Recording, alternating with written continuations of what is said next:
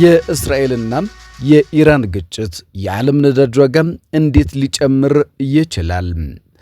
እስራኤል በኢራን ላይ ጥቃት መፈጸሟንና ኢራንም ለጥቃቱ ምላሽ መስጠቷን ተከትሎ በዓለም ገበያ ላይ ድንጋጤ ተፈጥሯል። በተለይ በዓለም የነዳጅ ዋጋ ላይ ጭማሪ የታየው ወዲያውኑ ነበረ።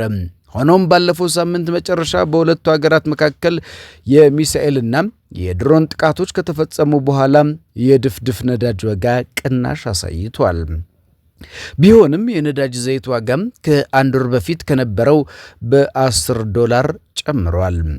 ይህ በመላው ዓለም በቤንዚኑና በምግብ ዋጋ ላይ በሌሎች ችርቻሮ ዋጋዎች ላይም የዋጋ ንረት ያስከትላል የሚል ስጋት ተፈጥሯል። የእስራኤልና የኢራን ግጭት በዓለም የነዳጅ ዋጋ ላይ ምን አይነት ተጽዕኖ ያሳድራል?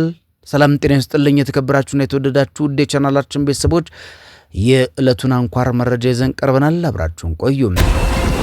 ከ3 ዓመታት በፊትም ሩሲያ በዩክሬን ላይ በፈጸመችው ወረራ ምክንያት ይኸው ነበር የተፈጸመው። ከፍተኛ የነዳጅ ምርት በሚገኝበት መካከለኛው ምስራቅ ፋርስ ባህረ ሰላጤ በሚያካልለው አካባቢ የተፈጠረው የእስራኤልና የኢራን ግጭት እስከ መቼ እንደሚቆይ እንዲሁም ምን እንደሚያስከትል እርግጠኛ መሆን አይቻልም። የነዳጅ ዋጋ ምን ያህል ነው የጨመረው? የእስራኤል ጥቃት ያስከተለው ምላሽና ለቀናት የቀጠለው አጸፋ በዓለም ገበያ ላይ ለውጥን አስከትሏል። አርብ ዕለት የአንድ በርሜል ድፍድፍ ነዳጅ ዋጋ $78 በላይ ደርሶ ነበረ። ከዚያ ወዲህ ወደ $74.50 ዝቅ ብሏል። ነገር ግን ባለፈው ወር ከነበረው ዋጋ ጋር ሲነጻጸር $10 ጨምሯል። በዓለም ላይ በሚከሰቱ ትላልቅ ክስተቶችና ቀውሶች ምክንያት የነዳጅ ዋጋ እንዲሁም የዓለም ኢኮኖሚ በየጊዜው ይዋዥቃል። በመሆኑም የእስራኤልና የኢራን ግጭትን ተከትሎ በነዳጅ ዋጋ ላይ ጭማሪ ቢከሰት የሚያስገርም አይደለም። አሁን ላይ ያለው ዋጋ ከአንድ ዓመት በፊት ከነበረው በጣም ያነሰ ነው። ከ3 ዓመት በፊት በሩሲያና በዩክሬን መካከል ጦርነት ሲቀሰቀስ ከነበረው ዋጋም ዝቅተኛ ነው። ያኔ የአንድ በርሜል ድፍድፍ ነዳጅ ዋጋም ወደ $130 ይጠጋ ነበረ። የቤንዚንና ሌሎች ፍጆታዎች ዋጋ ሊጨምር ይችላል? ጥያቄ ነው። መልሱን ከዘገባው ታገኙታላችሁ። በርካቶች የነዳጅ ዘይት የጅምላው መሸጫ ዋጋም ከፍ ማለቱን የሚያስከትሉት በቤንዚን ላይ ጭማሪ ሲያስከትል ነው የሚያስተውሉት ማለታችን ነው። ይህ ማስተዋል ደግሞ በዚህ ጊዜ በብዙዎች ዘንድ የለም። ሆኖም በኃይል ዋጋ ላይ ጭማሪ ሲከሰት ከግብርና እስከ ፋብሪካ ምርቶች ድረስ በሁሉም ነገሮች ላይ ንረትን ያስከትላል። በምግብ ፍጆታዎች ላይ በአንድም ሆነ በሌላ መልኩ የዋጋ ለውጥን ያስከትላል። የግብርና መሳሪያዎችን ለማንቀሳቀስ ምርትን ለማጓጓዝና ምግብን አቀነባብሮ አሽጎ ለማቅረብ ያለውን ሂደት ውድ ያደርገዋል። ይህ የሚሆነው የነዳጅ ዋጋ ጭማሪው ለረጅም ጊዜ ከቆየ ነው። በካፒታል ኢኮኖሚክስ የምጣኔ ሀብት ባለሙያ የሆኑት ዴቪድ አክስሌ በነዳጅ ዘይት ዋጋ ላይ $10 ሲጨምር አጠቃላይ ምርቱ ላይ የ7 በመቶ ጭማሪ ሊያስከትል ይችላል ሲሉ የዋጋ ሰንሰለቱን ተያያዥነት ያስረዳሉ። ይህ ስሌት ከነዳጅ ዘይት ጋር የሚያገናኝ ብቻ እንዳልሆነ ባለሙያው አክለው ይናገራሉ። ሲቀጥሉም ያለውን ሁኔታ እንደዚህ ይገልጹታል።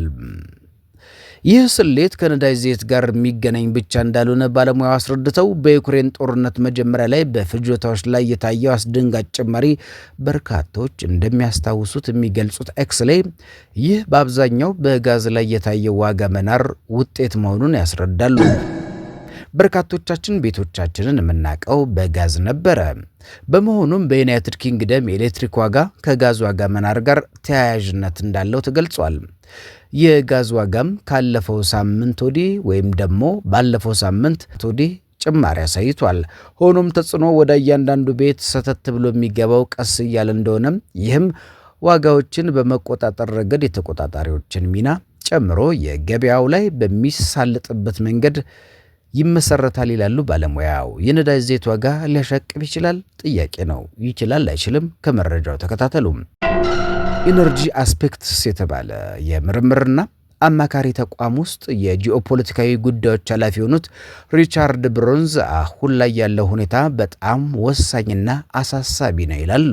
ይህ ማለት ግን በዩክሬን ጦርነት ወይም ከዛ በፊት በነበረው የመካከለኛው ምስራቅ ግጭቶች ወቅት እንደነበረው ትላልቅ ተጽዕኖ ያስከትላል ማለት አይደለም። አሁን ላይ ዋናው ጥያቄ የሚሆነው የእስራኤልና የኢራን ግጭት ምን ያህል ይቆያል ነው። ሌሎች በቀጠናው ያሉ አገራት በግጭት ውስጥ ይሳተፋሉ ወይ? አሜሪካስ ግጭቱን ለማቆም ምን እርምጃ ትወስዳለች የሚለው ነው። ከሁሉም በላይ ደግሞ በኢራን ደቡባዊ የውሃ ዳር የባህር መስመር በሚያጋጥመው የትራንስፖርት መስተጓጎል ላይ ይወሰናል። ሆርሙዝ 1/5 የሚሆነው የዓለም የነዳጅ ምርት ወደ ዓለም ገበያ የሚጓጓዝበት መስመር ነው። በእርግጥ ከዚህ በፊት በነበሩ ግጭቶች በዚህ መስመር ላይ ችግር ሳይከሰት ቆይቷል። ሆኖም ኢራን ከዚህ ቀደም ይህንን ልታደርግ እንደምትችል ስትዝት ስለነበረ የነዳጅ ዘይት ዋጋ ላይ ከጥቂት ቀናት በፊት ከነበረው አነስተኛ ጭማሪ ሊታይ ይችላል። ሆኖም በትራንስፖርት ላይ የመስተጓጎል ችግር ካልገጠመ በስተቀር የነዳጅ ዋጋ ጭማሪ አይቆይም። ከ3 ዓመት በፊት ሩሲያ በዩክሬን ላይ የፈጸመችውን ወረራ ተከትሎ በኮቪድ ወረርሽኝ በኋላም የዓለም ኢኮኖሚ እንደገና በመከፈቱ የነዳጅ ፍላጎት ከፍተኛ ሆኖ ነበረ። አሁን ላይ የዓለም ኢኮኖሚ ከባድ ጊዜ እያጋጠመው ቢሆንም ከሳውዲ አረቢያ እስከ ብራዚል ያሉ የነዳጅ አምራቾች የነዳጅ አቅርቦትን የመጨመር አቅም ስላላቸው የነዳጅ ዋጋ እንዲቀንስ ይረዳል። ይህ ለዓለም ምጣኔ ሀብት ምን ማለት ነው? በዚህ ዘገባ ምላሽ ታገኛላችሁ።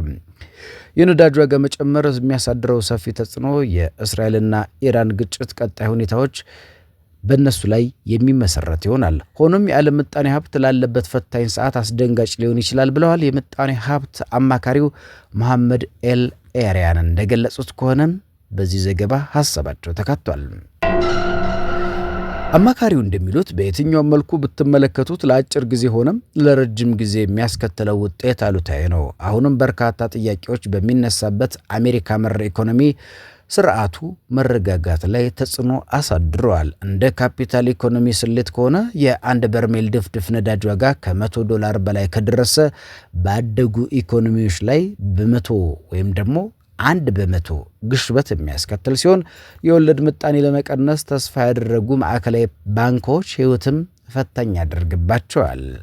ሆኖም በዴቪድ ኦክስሌ አመለካከት ይህ ሊያጋጥም የሚችልበት እድል ዝቅተኛ ነው። በመካከለኛው ምስራቅ አለመረጋጋት አዲስ አይደለም፣ ብዙ ክስተቶች ተመልክተናል የሚሉት ኦክስሌ በአንድ ሳምንት ጊዜ ውስጥ አስከፊ ሁኔታዎች ሊያስከትልም የሚችልበት ሁኔታ እንዳለ ግምታቸውን ይገልጻሉ። እናም በመጨረሻ መደምደሚያቸው ላይ አስከፊ ሁኔታ ሳያስከትል ሊስተካከል ይችላል፣ ነገር ግን ከአንድ ሳምንት ከዘለቀ ግን ከባድ ሁኔታዎች ይፈጠራሉ ሲሉ መደምደሚያ ሰጥተውበታል።